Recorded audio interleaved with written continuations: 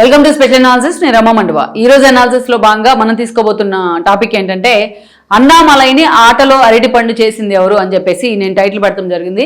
ఆ అంశం గురించి మనం మాట్లాడుకునే ప్రయత్నం చేద్దాం. ఇక్కడ తమిళనాడు బీజేపీ మాజీ అధ్యక్షుడు అన్నామలై. ఆయన అంతకుముందు పూర్వమే సీనియర్ ఐపీఎస్.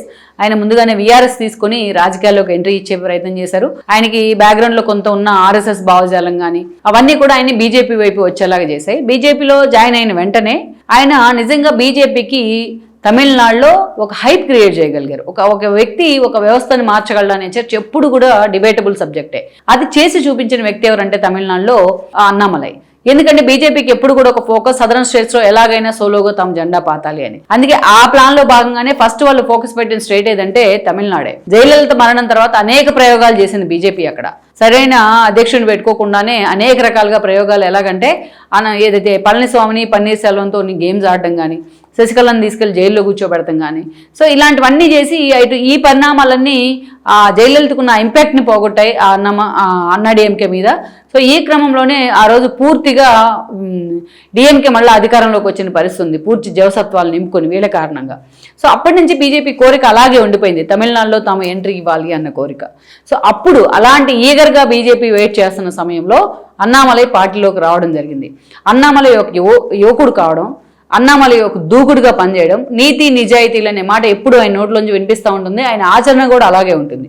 ఆయన వేలెత్తి చూపించడానికి పెద్ద ఇష్యూలు కూడా ఏమి లేకపోవడం. సో ఇవన్నీ బీజేపీకి ఉండాల్సిన క్వాలిటీస్ అన్నీ ఆయనలో ఉండవు.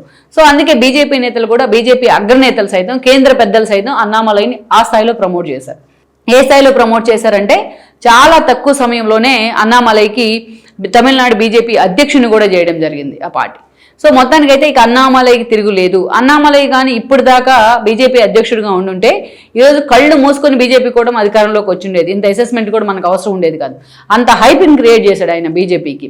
పర్టికులర్గా ఏదైతే తెలంగాణలో బండి సంజయ్ అధ్యక్షుడిగా ఉన్నప్పుడు ఏ రేంజ్లో అయితే అటు టీఆర్ఎస్ని బీఆర్ఎస్గా మార్చడానికి కూడా బండి సంజయే కారణం. ఆ స్థాయిలో భయపెట్టారు. తన పాదయాత్రతో ఒక ఐడెంటిటీ తీసుకొచ్చాడు ఆయన పార్టీకి. అలాగే అన్నామలై కూడా తన ఇండివిజువల్గా అదే స్థాయిలో ఒక ఎడ్జ్ క్రియేట్ చేశాడు బీజేపీకి. చాలాసార్లు ఆయన ఏం చెప్తా ఉండేవాళ్ళు అంటే బీజేపీ ఎప్పుడు పొత్తులు పెట్టుకుని ఎన్నికలకు వెళ్ళకూడదు, ఇండివిజువల్గానే మనం పెర్ఫామ్ చేద్దాం, ఇండివిజువల్గానే మనం ఎదిగే ప్రయత్నం చేద్దాం, ఆ శక్తిని మనం సంపాదించుకుందాం అని చెప్పాడు.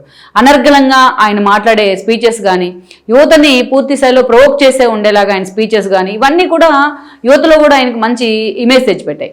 అలాంటి అన్నామలైని ఒక్కసారిగా బీజేపీ దించేసి పక్కన కూర్చోబెట్టింది.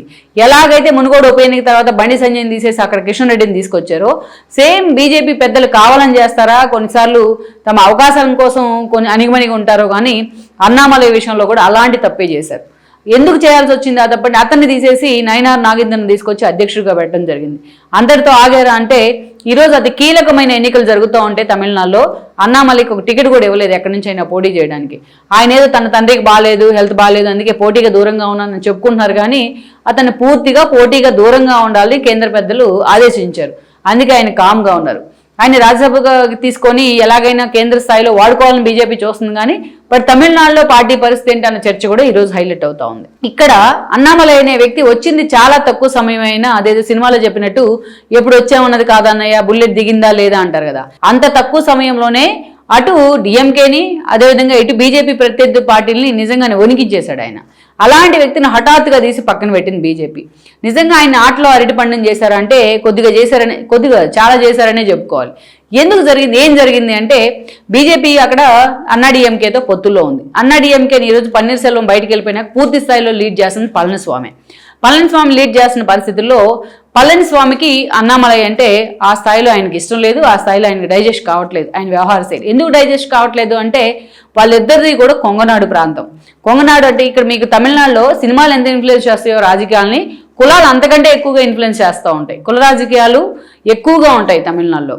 అలాంటి చోట కులాల ప్రభావం, ఎందుకంటే మేజర్గా కొన్ని కులాలు గెలుపు ఓటములను కూడా నిర్ణయించగలవు, అధికార పీఠంలో ఎవరిని కూర్చోబెట్టాలనేది కూడా నిర్ణయించగలవు, లైక్ కర్ణాటక కానీ తమిళనాడులో కానీ. అలాంటి సందర్భం నుంచి అక్కడ కొంగునాడుకి చెందిన వీళ్ళిద్దరూ కూడా గౌండర్ కులస్తులు. ఎప్పటి నుంచో తనకంటూ కూడా ఒక బేస్ ఏర్పాటు చేసుకున్నారు. పళనిస్వామి అటు జయలలితకు దగ్గర అవడం కానీ, హార్డ్ కోర్ జయలలిత ఫాలోవర్గా కానీ అంత పేరు ఉండింది. ఇతను వచ్చింది తక్కువ సమయమే అయినా, ఒక జూనియర్ అయినా తనకన్నా కొంగనాడు ప్రాంతంలో మొత్తం తన గౌండర్ కులస్తులు మొత్తాన్ని ఏకం చేయగలిగాడు. తనకంటూ ఒక ఇండివిజువాలిటీ పెంచుకోగలిగాడు. తద్వారా బీజేపీకి ఒక స్టార్డమ్ తీసుకురాగలిగాడు. మొత్తం పళనిస్వామికి అన్నాడీఎంకేకి ఉన్న బేస్ మొత్తాన్ని బ్రేక్ చేసి ఆ బేస్ మొత్తాన్ని బీజేపీ వైపు తిప్పే ప్రయత్నం చేశాడు ఇతను అన్నామలై. అందుకే అక్కడే పళనిస్వామికి ఇబ్బంది కలిగింది. సో ఇబ్బంది కలిగి తనకు పోటీగా ఇంకో నేత వస్తున్నాడు అంటే ఆటోమేటిక్గా తన పునాదులు అక్కడ కదిలిపోయినట్టే. అది పార్టీ తనకు పొత్తుల్లో ఉన్న పార్టీ అయినా సరే రాజకీయాల్లో ఎవరు కూడా ఆ స్థాయిలో అంగీకరించరు. అందుకే పళనిస్వామి కొర్రి పెట్టాడు. అక్కడ ఏం పెట్టారంటే, సో అన్నామలైని మీరు అధ్యక్షుడిగా తొలగించాల్సిందే అన్నప్పుడు బీజేపీ కూడా అందుకు అంగీకరించింది. వాళ్ళకి అవసరం అక్కడ పొత్తులు. అందుకని అన్నామలై మీద ఆ స్థాయిలో వాళ్ళకి ఎక్స్పెక్టేషన్స్ లేవు. అప్పుడు తొలగించి ఆయన పక్కన పెట్టేసి నైనార్ నాగేంద్రను పెట్టారు. నైనార్ నాగేంద్ర గతంలో అన్నాడీఎంకే నుంచి బీజేపీలోకి వచ్చిన వ్యక్తే. జయలలితతో మంచి సన్నిహిత సంబంధాలు ఉన్నాయి. అటు పళనిస్వామితో కూడా ఉన్నాయి. మంత్రిగా కూడా పనిచేసిన వ్యక్తి అతన్ని పెట్టారు. అతన్ని పెడతమే కాదు, ఇక ఎన్నికలు వచ్చాయి. అతన్ని పెట్టే పాపం అన్నామలైని డిమోరలైజ్ చేశారు. ఆ స్థాయిలో మొన్న ఎన్నికలు వస్తే కనీసం టికెట్ కూడా ఇవ్వలేదు. టికెట్ ఎందుకు ఇవ్వలేదు అంటే అతనికి టికెట్ ఇవ్వడానికి కూడా పళనిస్వామి ఒప్పుకోలేదు. టికెట్ ఇచ్చారనుకోండి ఆయన గెలుస్తారు. ఆయన గెలిస్తే ఇతని ఇమేజ్ తగ్గుతుంది. ఆబ్వియస్లీ అతనికి మంత్రి పదవి ఇవ్వాల్సి వస్తుంది. అతని వాయిస్ ఎక్కడ అడ్డుకట్ట వేయాల్సిన అవసరం లేదు, అడ్డుకట్ట వేయాల్సిన అవసరం ఉంటుంది. అందుకే ఇవన్నీ ముందు ఊహించే మొత్తానికైతే అన్నామలైని ఎక్కడికక్కడ కట్ చేసుకుంటూ వచ్చింది పళనిస్వామి మాటలను విని పూర్తి స్థాయిలో ఆయనకు తలూపింది మాత్రం బీజేపీనే. అయితే ఇక్కడ అట్లా అని చెప్పి అన్నామలైని పూర్తి స్థాయిలో పక్కన పెట్టాలని బీజేపీ నాయకత్వం అనుకోవట్లా. బీజేపీ దగ్గర ఎప్పుడు కూడా 2 ప్లాన్లు ఉంటాయి, ప్లాన్ ఏ, ప్లాన్ బి. మొన్న ఎలాగైతే బీహార్లో ముందు నితీష్ని సీఎం చేసి ఇప్పుడు ఆయన రాజ్యసభకు పంపించి అక్కడ సామ్రాట్ని తెర మీదకు తీసుకొచ్చారో, రేపు తమిళనాడులో ఇలాగే సమీకరణాలు వస్తే సేమ్ బీహార్ పరిస్థితి రాదని కూడా ఇక్కడ మనం గ్యారంటీ ఇవ్వలేం. అన్నామలై రేపు ముఖ్యమంత్రి అయినా మనం ఆశ్చర్యపోకర్లేదు. అందుకే ఆయన్ని పూర్తి స్థాయిలో కేంద్రంలో వాడుకోవాలని బీజేపీ భావిస్తోంది. అందుకే అతనికి రాజ్యసభ ఇస్తారనే ప్రచారం ఉంది. అది కూడా ఏపీ కోటా నుంచే రాజ్యసభ ఇస్తున్నారన్న ప్రచారం అయితే ఉంది. సో మొత్తానికైతే ప్రజెంట్ ఆయన అభిమానులకు చేర్చండి అంటే ఈరోజు విజయ్ కంటే ఎక్కువగా ఆయన మీద ఎక్కువగా ఫోకస్ ఉండేది. ఈరోజు ఏదైతే ఎలక్షన్ సమయంలో ఆయన పోటీ చేస్తుంటే ఆయనే కింగ్ మేకర్ అయి ఉండేవాడు బీజేపీ తరఫున ఒక చర్చ నడుస్తుంది ఆయన అభిమానుల్లో. కరెక్టే, ఒక బండి సంజయ్ని ఎలాగైతే బగరా చేశారో సరైన టైంలో, అలాగే అన్నామలైని కూడా ఈరోజు ఆటలో అరటిపండు చేసింది బీజేపీ కేంద్రం నుంచి అని చెప్పి ఒక చర్చ జరుగుతోంది. లెట్స్ సీ మరి అన్నామలై భవిష్యత్ ఏంటి అనేది ఇంకొద్ది రోజుల్లోనే బీజేపీ పెద్దలు అయితే తేల్చబోతా ఉన్నారు. సో మొత్తానికైతే మాత్రం అంత ఫోర్స్గా రాజకీయాల్లోకి వచ్చి ఒక్కసారిగా సప్రెస్ చేయబడ్డ నేతగా, పక్కన కూర్చోబడ్డ నేతగా మనం అన్నామలైని ఉదాహరణగా చూపించవచ్చు.